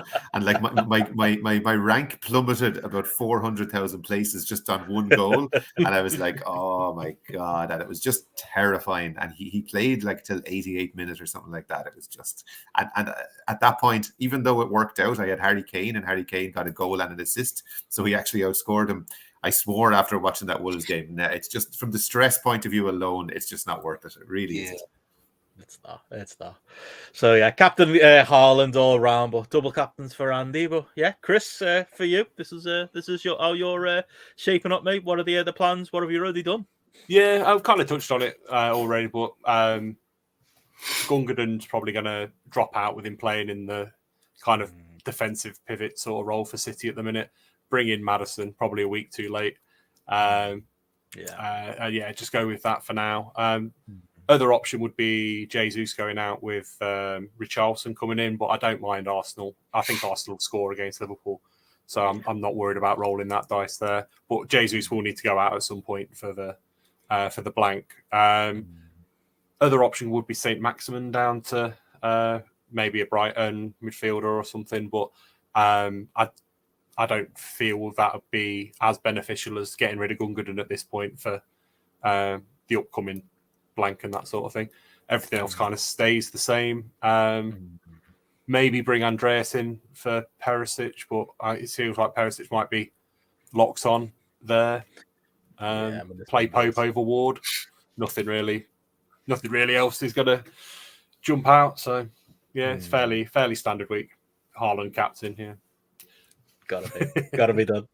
Yeah. You tempted by the triple captain? Andy, not talk you into it now? Oh no, I'll leave that for a little while. Yeah, I'm not in a good run of form to make a decision with any of the chips. I don't think at the minute. So leave it for a bit longer. I've got maybe a bit of a thought that I'll do first week after the World Cup as the bench boost, because then I can set the team up perfectly to play the bench boost, and then move on from there. Bench boost is one. Usually you do your wild card and then do your bench boost the week after, sort of thing. Yeah. But going into it from the free transfers, do your bench boost. But how the teams will come back after the World Cup, we'll cross that. You said that about triple captain then, but bench boost is the one. It's the one where it's like it's so overhyped, isn't it? It never works out. You probably just better off going in a single way and know everyone's playing and they've all got a good fixture, rather than like Frankenstein to get doubles. I mean, when I did my bench boost in bloody week 2 or 3, I only ended up getting 10 points. So waste of time. I'll wait for a double, mate, and I'll do worse. Bet you, 100%. 10 points is not bad. Yeah. But yeah, I mean that's it. This season in particular, it feels like the bench boost will be really good because there's just so many good players at lower price points. It feels like you could really set the team up to do well. That's why I'm kind of thinking it that first week back from, or first or second week, depends on what the fixtures, obviously. But I think you could set up your team over the World Cup wildcard thing to hit that very early on. But triple captain later on when the doubles start falling out, and then probably stick it on, I don't know, like Dennis or somebody, and he'll get no goals and sent off or whatever. People admit that. I remember doing that. That's a much worse pick than Haaland in a single. Much worse. Exactly. Yeah. People really did.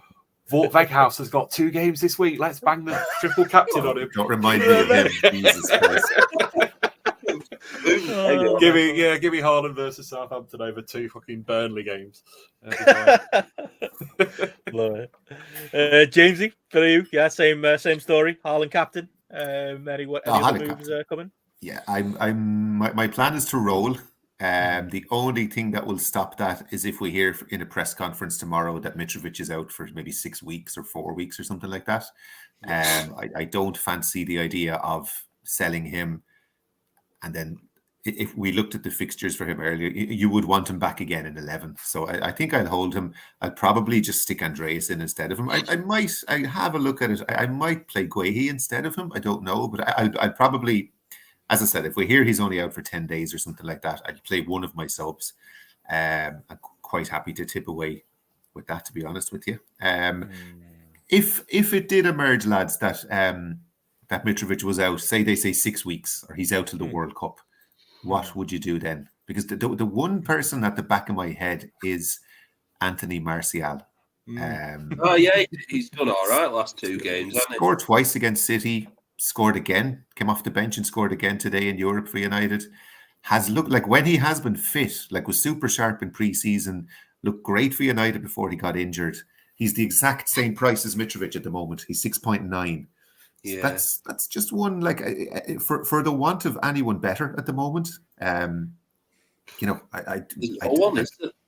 There's absolute. I'm just going down the list here, and God, there's some shite, isn't there?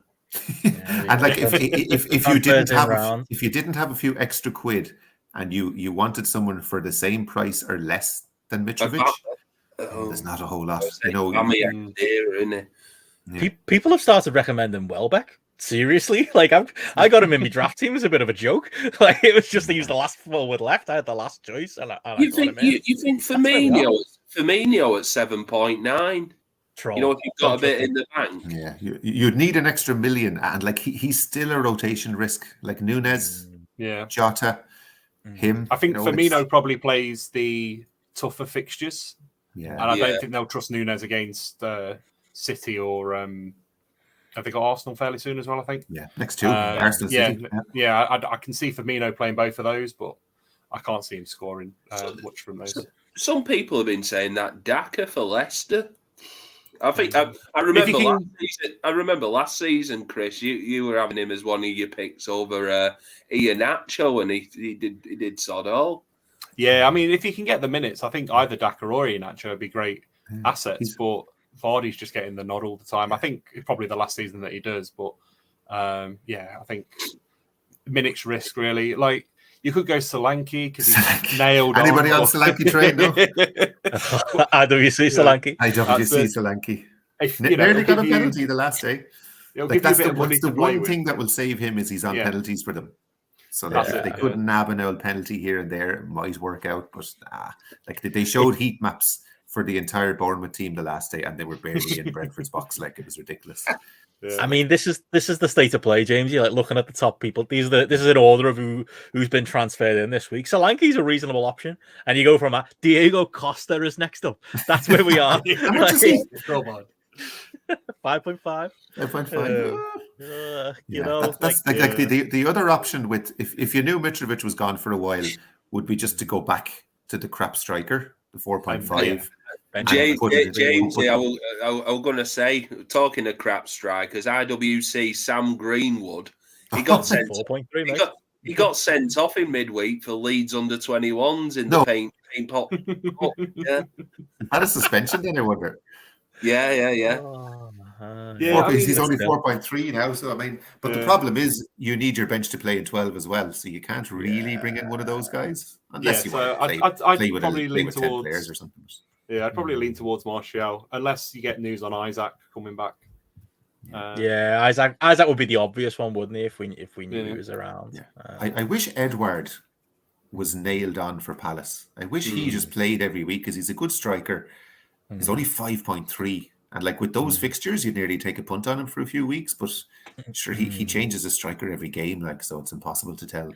Yeah. Bro, you got some minutes for Chelsea, but I don't know if he's going to be an option, really. He probably needs a transfer in January, doesn't it, bro? I was saying early on he should have gone to Everton. He'd be good at Brighton, to be fair. Get him up top at Brighton. Great for Brighton, sort of thing.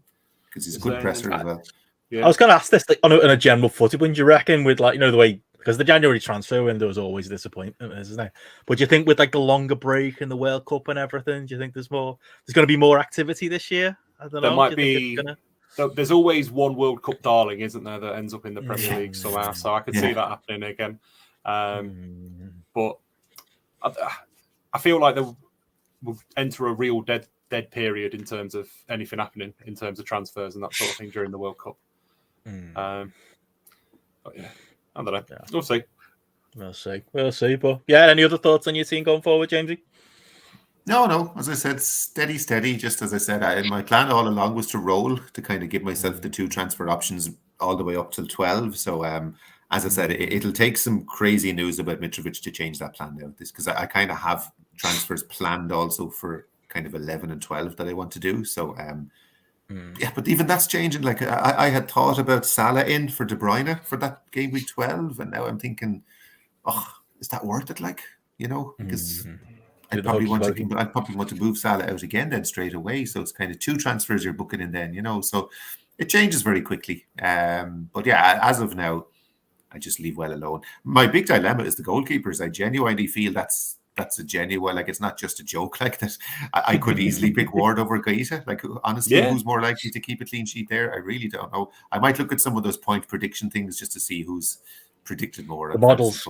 Yeah, it's just to see, like, because I often do that from my bench just to get the bench order when I'm not sure who should go first, that kind of thing. So, might have a look at that. But I'm nearly leaning towards Ward with how poor Bournemouth are in attack. Might go again. Imagine 2 clean sheets in a row for Ward. God, you'd be legend status. Get him on the wall at that point. Exactly. Big mural up. Yeah. Well, for me, going forward, I didn't end up doing anything last week. It just nothing really stood out for me, and I ended up just kind of sitting where I was. So yeah, same as you guys. Haaland is the default captain. De Bruyne reserve captain as well. Learned my lesson. Nico's on the bench. I don't think I'll be starting him again unless I'm forced to go forward. But yeah, it's wide open. I've got the 2 transfers in the bank, and I think the fashionable picks are it's Zaha and Maddison, isn't it? I can literally afford, as I said last week, to go directly from Murphy to Zaha. That's gone from me having a 0.2 cushion to do that to having the exact money in the bank now. So I need to shit or get out the pot if that's my plan. But yeah, I think I'm the same as you, James. I don't see making the 2 transfers. I think it's going to be 1 and holding and seeing where we end up. Probably keep the faith with Gross for a little while longer. And the only thing is, if I take Murphy out, I've got a slight benching headache then. But it's a use it or lose it week for a transfer, so it's got to be him. Other option might be to free some money up somewhere so Murphy can become Maddison. Maybe Gross gets downgraded in that world. Maybe Perisic gets downgraded. I'd take Perisic out myself, to be honest. But if he's playing, that's the thing. If I've got the luxury of I just decide for whatever reasons Zaha's not the one with the or if I just decide for I'm looking at it and just there's nothing I want to make this week, maybe then as like a bit of a sideways move. But if I know he's 12 as well, Benno. You've got 5 City and Arsenal players as well, so that's it. And I don't want to. I do want to, have 2 going into that week, and I don't plan. Like last week, I was all about the planning going into 12, but now it's gonna be 12 when I make that move. Yeah. But it'd be nice to have 2 transfers that week to help it. And like you said to me last week, I think people should plan to have 2 that week. It's sensible, The one thing I'd say, like say last week, we talked about Jamesy Murphy's kind of the weak link in that when I did my wild card, it was fine to have bench fodder as a 3rd sub. Now I'm going to need them all. Bloody started, didn't he? He played. I couldn't believe it. I couldn't believe it. It was quite funny because he played up front almost. Yeah, played full 90. And I thought, what is going on? So I look, the way sometimes on Twitter, if like there's a big wrestling news story or FPL, I'll just search your name just to see what people are saying. I searched his name and it was just full of Newcastle fans going, how's this fucker got to start? He's the worst player in our squad. He's fucking shit. That was literally wall to wall. Like the Newcastle fans hate him. Like they think he's the worst player like they've got. So don't know whether that means he's going to be in going forward or not, but maybe not as much of an emergency as it was to get him out. I was shocked to hear he got some minutes left. Any thoughts on Alberon for people? He's only like that's a question. Yeah, What did he score? Scored 2? scored 2. Yeah, Yeah. I have Jesus, him. that goal he got. Mm. The volley. Oh my God. Unbelievable goal. Again, he's Yeah, at that was- 5.3 or something like that. The lad in my work, me I mentioned earlier, who had Madison, also had Alvaron, and that was Oh my just God. that was why he was already over 100 points. It was just that Brilliant. that hurt. That's what. But they're the players, aren't they? That's the if captaincy is taken out of the game, getting those players right, getting Madison the right week, getting Zaha the right week, getting someone like that when it's a bit of a punt. That's how you're going to get ahead, isn't it? Yeah. I think that's the way forward with the game. It's them Brighton midfielders and defenders, in it. Like the defenders were like the early part of the season when they were all clean sheets. Now it's all like the midfield side of thing with Trossard and Gross getting 10s and 20 points, and you look at it like, how the fuck they score? How the fuck they scoring all them points? Yeah. McAllister, yeah. Isn't he like down as form, like something like 9.2?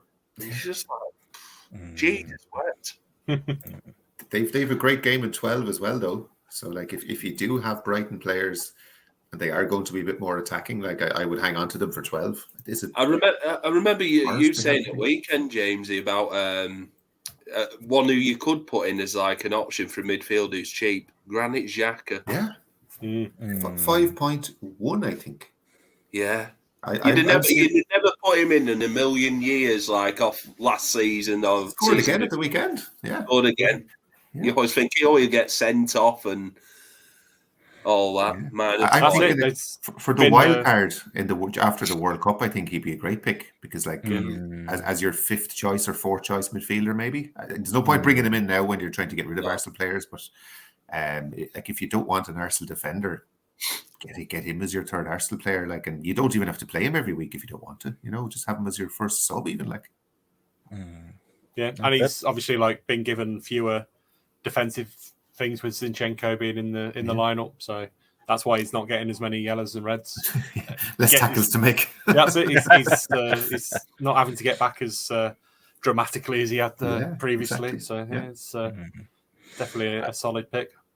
I think for me, going back to the Brighton point, it's going to be, if they're going to be exciting to watch, if those games are going to be high-scoring games, there's that argument, as the James, where it's a bit like, I might just get one of their players in just for the crack. I might keep Rose, for example, for the crack of just watching those games.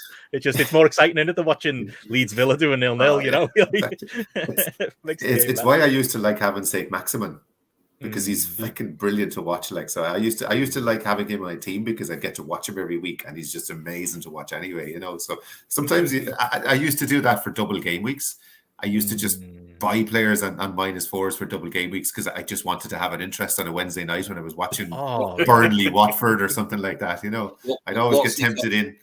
What's he called? Who used to play for Wolves? I don't know if he still does. Adama Traore, who just like, he's still there, Yeah, always on the wing. You just keep running and couldn't hit the goal. It can be like that, though, because if it's like, say it's a 50-50 for me, and like, say there's 2 big teams playing in the early game on Sky, let's say it's Chelsea United, and I've got none of their players, and I was thinking about getting one of their players in, it's like, well, it means I can watch the game, doesn't it? So go on. That's why you're playing it, is to make games you wouldn't normally have a stake in more interesting. Like, so that's why it's nice to have a spread of players in your team as well, rather than like at the start of the season we all had maybe players from 3 or 4 teams and that was it. Now I have a Leicester player. I wouldn't be watching Leicester Forest on a Monday night with much interest. But by Jesus, I was glued to it the other night, I tell you, it was like the most important game I'd ever seen, Getting into the other stuff that we've got going on, the draft league is still rumbling on, folks. I'm just going to leave the call now, right? Listen, it's only fair. I gave Gareth a lot of grief, not even grief, about the Trent captaincy. I made sure we brought it up. But the one thing he would like to probably bag about is this performance in the draft. There he is, still on top, 22 points. That bench of Gareth's is amazing, isn't it? 37 points on the bench.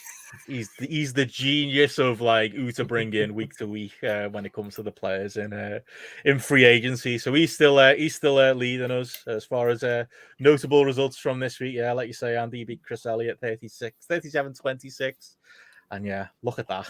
Martinez, Willock, Romero, Trossard, 37 third Yeah. sub. points. Fuck's And he Like, I still know he won. was cursing that, but still won. See the logic though. They were playing Liverpool, and I think a lot of us, it's just autopilot, isn't it? You just go, okay, well that's a bad fixture. I'll pick someone else. But yeah, he got away with it anyway. His bench probably outscored a lot of the other teams in the draft. Well, you look at that team on paper, Ben, or you think, how the hell they're going to score all them points? Yeah. But you know what? You know what? Gareth, his formula this season has been excellent. I mean, he was one of the ones early in the season who had all them Brighton defenders. He get 18 and 24 points straight away. Yeah. Going all in. A close one there, Jordan and Connor, 36-35. I didn't see that one go right down to the wire. We had the Graps and Claps derby, Andy and Chris there, 48-26. Good week for you, Andy, in the draft. Oh, Yeah, Firmino, so, wasn't it, I think. Firmino, Chris Elliott got rid of Firmino, and I'm like, who gets shot of him? He scores goals, so I stuck him in. Who else? Explain yourself there, Chris. I got minuses for the Man United lot, Varane and Martinez, my word. Harvey Barnes got me 8. That was nice. Richarlison, he looked good for quarter an hour in that Arsenal Spurs game. But no, I'm happy with that at the moment. Still up there. Richie up front as well. Good little squad you've got going on there. Jamesy losing there to Eddie. Good score. That 40 would have beat pretty much most of the other teams in the league, with the exception of Eddie and Andy. Story of my season. Every week I get a good score, but I lose. It's just fucking so annoying. And the match came down to Madison. Basically, I was 4 points ahead Look at of all Eddie. that claret, sorry. Look at that. I know. It was remember the blank game week, and I brought in a load of Villa just to get 2 points off them each. I brought in Villa and West Ham players. It was like, oh god. But it came down to Madison in the end. Eddie had Madison, and he was 4 points behind me. So like part of me was thinking, I really want Madison to go mad here for my normal team. But if he blanks, then at least I'll beat Eddie. But yeah, that was the difference. Yeah, so it was like, You win both ways. Yeah. But in the end, I'm happier with having I've got the points for my main team. But yeah, it's just not going my way. As I said, I keep getting decent scores, but I just keep coming up against. And I've fucking Matty now this week, who was Haaland up front against Southampton. Jesus, I wish like I assume is it like this in NFL draft? Like I could offer Matty like 10 of my players for Haaland. Would that be a possibility? Yeah. The fact that it's 1-for-1 means he's never going to But if I, in theory, if I was like, you can have everybody who's in my squad, just give me Haaland. That might be tempting. Then you might get him. He could win you games on his own some weeks. Like 23 points would win you a match in this sometimes. And a bad week and a low-scoring week, it honestly would. Like, yeah. Unbelievable. That combo, Haaland, Alvarez. He got 11 off Melier, goalkeeper. Jesus. Yeah. Jesus, that's a nice one. Matty knows where his bread is buttered. This is the team he's paying attention to. There's money to be made, so he's very much in the mix. But yeah, I managed to pull one out against JP. Quite happy with that. I've got a Kyle Walker problem I've got to deal with going forward. Luca Dean as well. Jimenez. I think I'll be shopping through free agency this week, and definitely giving Danny Welbeck some starts now that he's the IWC man of choice. Luca Dean, what a troll he is, isn't it? Honestly, him and Coutinho, Jesus. Yeah, it's the worst. But yeah, overall, like I say, Jamesy, but a little bit dangerous there at the bottom. Right? Relegation is it two teams go down? Yeah. I think we forgot. Matty was asking in the chat, like, what are the paying places? Did we say it was 1, 2, 3? Right. Yeah. And is it 2 up and 2 down, or is it 1 down? I think it was 2 down. I think it was. I'm not just making this up now because you're saying no. Just I better get the finger out. I better start looking at these transactions quickly.